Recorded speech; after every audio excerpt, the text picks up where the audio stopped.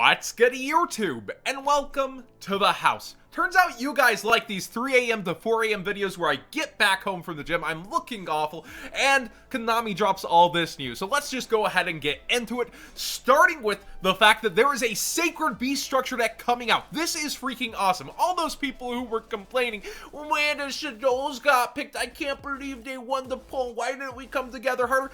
Looks like Konami R&D, like we already said here on the channel, cooked up the goo for some of these other strategies. It's not like they would just tease us and leave it on the table, and we're getting the full structure deck anyways for Sacred Beast, so you're gonna get it in this package where you get it easy. Now, some of those other archetypes might get scattered out throughout packs. It's gonna be more expensive, but I expect some updates to those other types that they pulled for. Also, seeing this, we're gonna have 41 cards, 1 ultra rare, 2 supers, 5 parallels, and 33 commons in the OCG. Definitely different rarities for us. Sacred Beast Unleashed. DZ's gonna be having to say why people are playing the Sacred Beast in 2020, probably because it's a structured deck strategy packaged all together. Now let's go ahead and live react to some of these cards that have just come out. I know nothing about any of these other than there's an Altergeist Link 4. That's pretty exciting in and of itself. Premium Pack 20. So I don't really know how this will translate to the TCG. I think that's typically something like Battles of Legend for us. And we start with Gearfried, the Magical Steel Knight. Okay, I thought this would be a Red Eyes card for sure looking at it, but it does make sense that it's Gearfried now that I take a closer look at the armor. A level 8 Light Warrior Fusion Effect monster, attack 2700, defense 1600, materials 2 warrior monsters with different attributes. That could be played in Heroes, couldn't it? Any generic fusion card could make this 2 warrior monsters. That's interesting. Once per turn, when a card or effect that targets this card is activated, quick effect, you can negate that effect, and if you do, destroy 1 card on the field. I actually very much specifically like this. You negate an activation, then you pick and choose what to take care of, rather than just the thing, but it's on just targeting activation, so your opponent's just not going to target this. Right? Like if it was on any kind of specific activation, yeah. So this is probably the power creep of negation in the future, and I do like the sign of this, so that we'll move forward in this direction one day.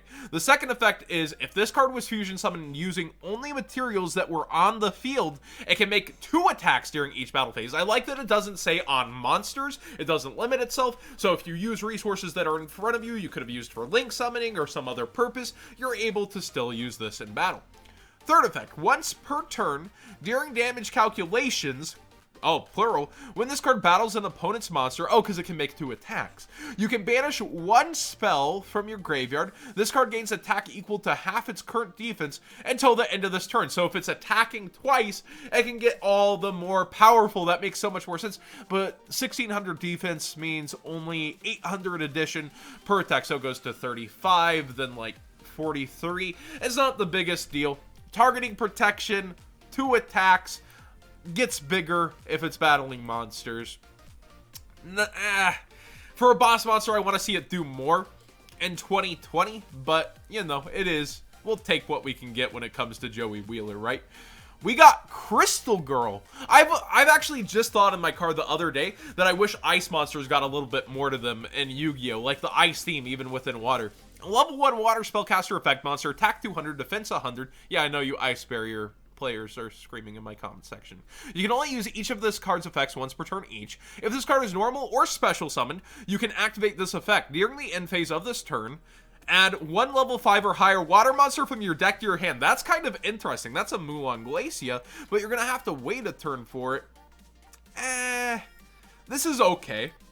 Second effect, if this card is in your graveyard and you control a level 5 or higher water monster, you can special summon this card, but banish it if it leaves the field. Okay, so it's a spellcaster typing. It's a level 1, so you can make Link Revo, so you can link up with it, then bring it back for another Link material when you're going up with water monsters.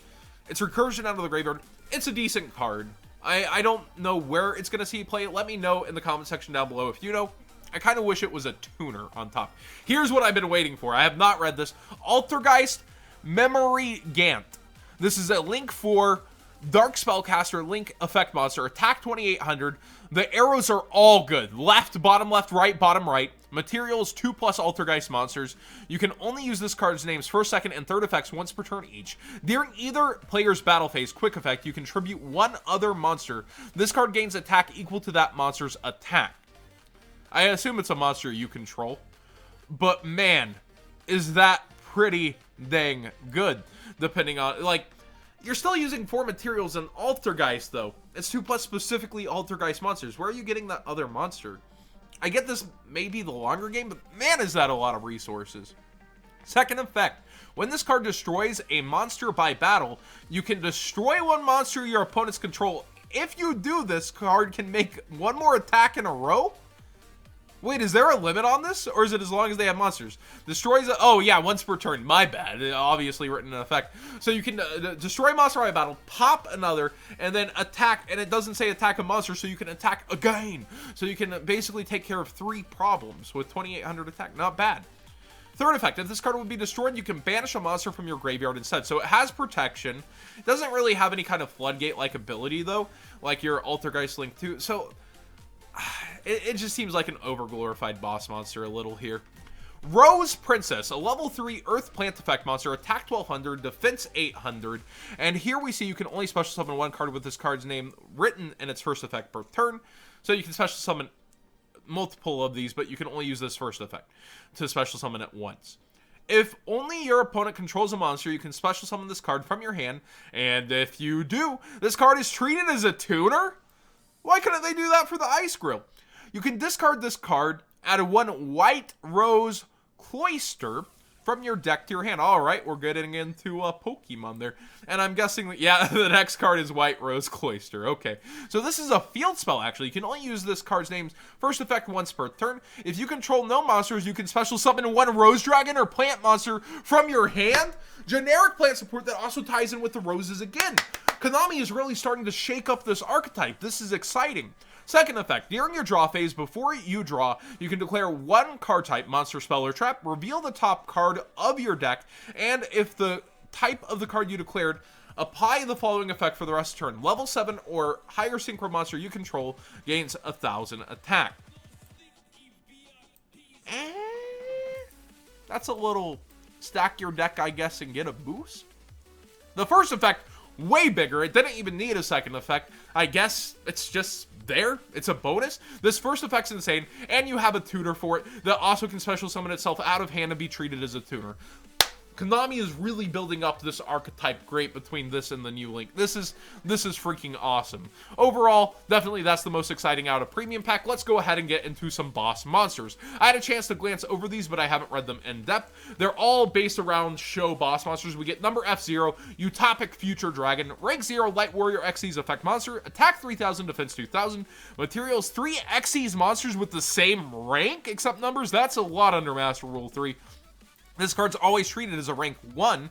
It doesn't actually have a rank on it. That's kind of cool. You can also Xyz summon this card by using 1 number F0 Utopic Future you control as a material. Okay, that's way easier. And you transfer the materials. Cannot be destroyed by battle or card effect. Once per turn, when an opponent's monster effect is activated, quick effect, you can detach a material from this card, negate the activation, and if you negated the effect of a monster who's on the field, gain control of the monster. Okay, this is a pretty sick floodgate that just stacks on top of F0. This is pretty freaking crazy. This F0 is good. That is nice. Alright, we get Odd Eyes Rebellion Dragon, Overload Odd Eye. Okay, so this is going to be an insane amount of text on this card. It's a rank 7 Dark Dragon Xyz Pendulum Effect monster. Attack 3000, defense 2500, Pendulum Scale 4, Pendulum Effect. Once per turn, you can special summon this card from the Pendulum Zone, and if you do, special summon 1 Rebellion or the Phantom Knight's Xyz monster from your extra deck using this card as a material. This was treated as an Xyz summon. You can attach 1 card in your Pendulum Zone to this as a material. And the material, it's a generic 7? Okay, a little more exciting. Monster effect text. You can only special summon Odd Eyes Rebellion Dragon Overlord once per turn. Also, you can also Xyz summon this card by using 1 Rebellion Xyz monster you control as material. This is insane. Okay.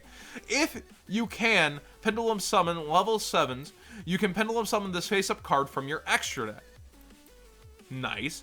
If this card was Xyz summoned using a rank 7 Xyz monster you control, as a material, you can make up to 3 attacks during each battle phase. If this card in the monster zone is destroyed, you can place it in your pendulum zone.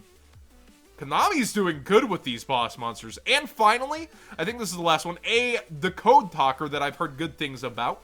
Link 3, Fire Cyber Slink Effect, monster attack 2300. The arrows do give the opponent 1 and yourself 2, as is typical of some of the Code Talkers, such as the Code Talker himself. 2+ Cybers monsters with different attributes, so we're Cybers locked. You can only use this card's second effect once per turn.